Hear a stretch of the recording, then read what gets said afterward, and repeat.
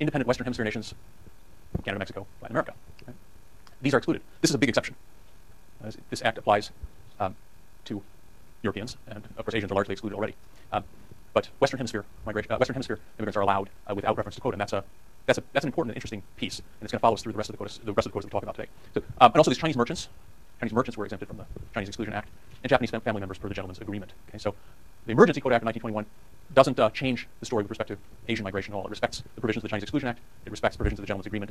It leaves Western Hemisphere migration intact. It simply puts a crude limit of 3% of the foreign-born population, which is 357,000. It's just 357,000 income this year, and that's that. It is not intended to be permanent. It's an emergency quota act, it's a short-term quota act, and it is only supposed to be in place until Congress can pass the 1924 Act. But it's worth taking a moment to look at some of the debate and some of the motivation, because it's really surprisingly anti-Semitic. This era, the Protocols of the Elders of Zion, you may have heard of that famous fraudulent document. This was published in 1903, and it was shown to be a fraud in 1920. Right? But of course, showing something like this to be a fraud in 1920 is not really. I mean, it's just like the Diary of Maria Monk. Remember, I showed you like the 1870 edition, like 30 years after it had already come out in court that she was a total fraud. It's kind of the same story here. This is a 1934 edition of the Protocols of the Elders of Zion. It's every patriotic American must read this. It's issued by the Patriotic Publishing Company. So you get the idea that it's patriotic. And the point of this, the possession of these documents in Soviet Russia, is punishable by immediate death. Why? Well, the silly reason is that behind the protocols are this notion that an international conspiracy of Jews is behind everything bad, including the Russian Revolution. Now, if you think about it, if you were part of an international conspiracy of Jewish bankers, would it occur to you that a communist revolution would be just the thing? I don't know. But what that means in this context is that Jews are not only responsible for the Russian Revolution, which is in and of itself a bad thing, but the Russian Revolution triggered the Soviet Union, or triggered Russia to become the Soviet Union, and in the process to withdraw from World War I, which was seen as a tremendous betrayal of the Allied cause, because the Russians were fighting the Germans. Right? So Jews are not only responsible for communism in Russia, but they're also responsible for Russia's betrayal of the United States. And of course, Russian immigrants are largely Jewish at this time. During the debate, we can see Albert Johnson, whom we'll hear from later, citing embassy reports from Warsaw, which was provided by an anti-Semite in the State Department named Wilbur Carr, regarding 100 to 250,000 Polish subjects of the Hebrew race. Abnormally twisted because of a reaction from war strain, the shock of revolutionary disorders, the dullness and stultification resulting from past years of oppression and abuse. 85 to 90% lack any conception of patriotic national spirit, and the majority of this percentage are unable to acquire it. So this is sort of standard scientific racism stuff at the time. Now, the 1921 Act was not only about Jews, but I wanted to bring that up because it is somewhat surprising, and this is an era where anti-Semitism really bursts forward. The Red Scare, for example, all about foreignness. Well, those foreigners were largely assumed to be Jews, too. And so as the Red Scare fell away, anti-Semitism, in a sense, became what was left. This was an era of, as I mentioned before, the end of World War I brought an economic depression, and that was particularly impressive, or that made a big impression on Henry Ford, who bought a newspaper in Dearborn, Michigan, and spent the next 7 years denouncing the international conspiracy of Jewish bankers. Anyway, Johnson also talked about Italians in this speech, a large proportion of which were, quote, small in stature and low in intelligence and honeycombed with socialist ideas. So it wasn't just anti-Semitism, but there was a great deal of racism behind this. But there was also arguments against it at the time. And one of the leading voices against it was a man named Franz Boas, who was a pioneer in the new field of anthropology at the time. And in his work, he argued that culture mattered more than biology. And his contribution to the Dillingham Commission report, which we mentioned before, the 1911 report about immigration, was that he actually measured skulls and other things that scientists at the time were interested in, and showed that they changed in subsequent generations, so that the offspring of immigrants in the United States were more and more physically like third and fourth and subsequent generation Americans. This is an attack on the scientific racists at the time and the eugenicists who believed that all these characteristics were immutable and would continue to be passed down. But it also kind of gives up the argument, because he's arguing, in the context of immigration, he's arguing that, hey, the immigrants aren't that different from us. And that seeds the ground on the real issue, which is homogeneity versus pluralism. Nobody at this time is arguing that what the nation should be or should have is pluralism, that we shouldn't worry about these differences, that we should find them to be strengthening. Instead, even the opponents of this kind of racism are really arguing that the characteristics aren't, that they're still talking about the measurement, and they're still essentially seeding the argument that the nation would be better off if it is homogeneous. And once you do that, the restrictionists can win the argument. Does that make sense? Okay, good.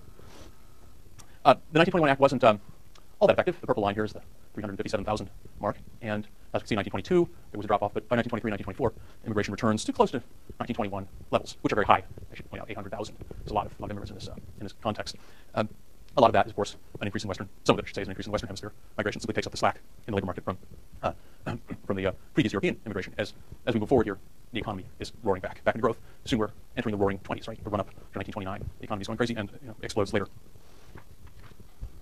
So anyway, it's supposed to be a temporary measure, and as such, it should it's supposed to be in place only long enough for Congress to do the right thing. And the right thing that Congress does then is in 1924, the Reed-Johnson Act. This is the same Johnson that we quoted earlier, his anti-Semitic remarks, courtesy of Wilbur Carr. This is called the National Origins Act, and it's passed after the 1921 Act. But as we'll see, Congress has gotten actually more restrictionist in the 3 years between the 1921 Act and the 1924 Act. And so this is going to set a lower overall limit, as well as define more carefully who will be allowed to come.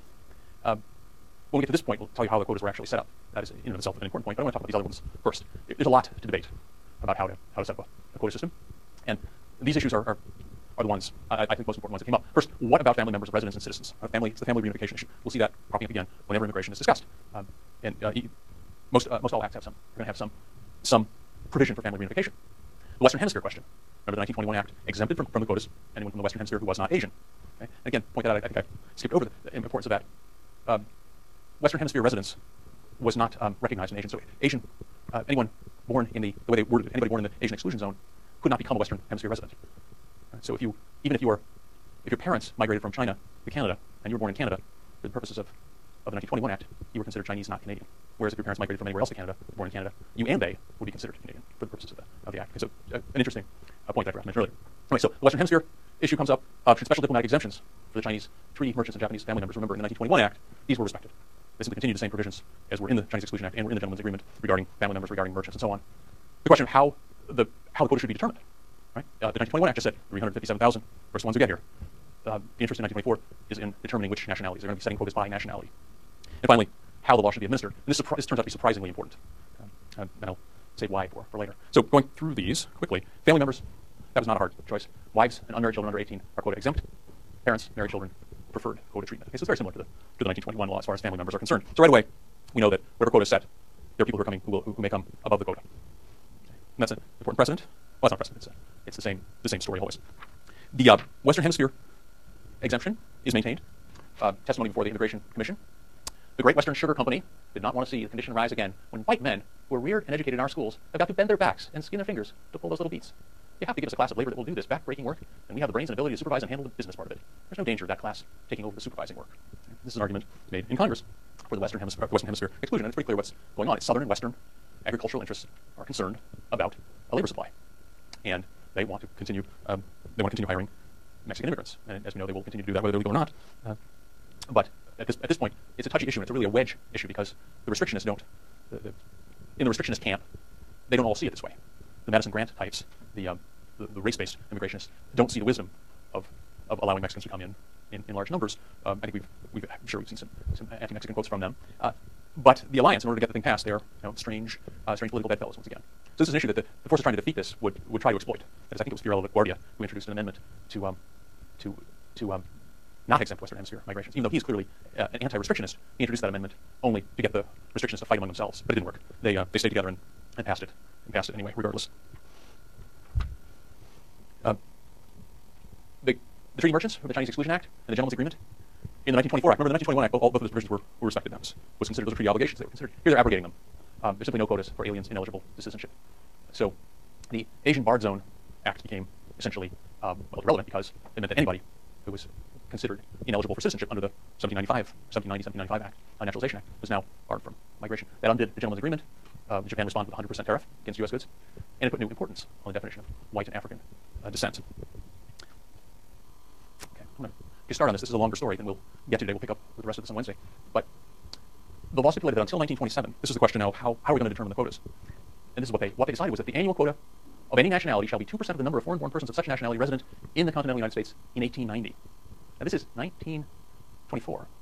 So they had an 1890 census. They also had a 1900 census and a 1910 census. They probably even had the 1920 census by this time. They certainly would have it by 1927, no doubt about that. So they chose not to use the 1920 census, the 1910 census, or the 1900 census, but rather the 1890 census. Why do you think they would do that? Yes. Exactly. Well, more Northern and Western Europeans. Exactly right. It's a way of saying fewer Southern and Eastern Europeans without saying it out loud. After 1927, the annual quota for any country or nationality must have the same relation to 150,000 as the number of inhabitants in the continental United States in 1920. I don't know. Having that national origin add to the total number of inhabitants. To parse that, we're going to take the entire population in 1920 and figure out what their national origins are. That's not their birthplace, but their national origins, which in other words, be their ancestry is what they mean by this. And take the proportions, apply it to 150,000 to determine the quota. So it's going to be 150,000. The quota will be 150,000 instead of 357,000 in 1921. And it's going to be divided up according to the national origins of the population in the United States in 1920. Okay. And I'll leave you with one last thought. Can you do that? Is there any way to calculate that number? Think about that. And I'll see you on Wednesday.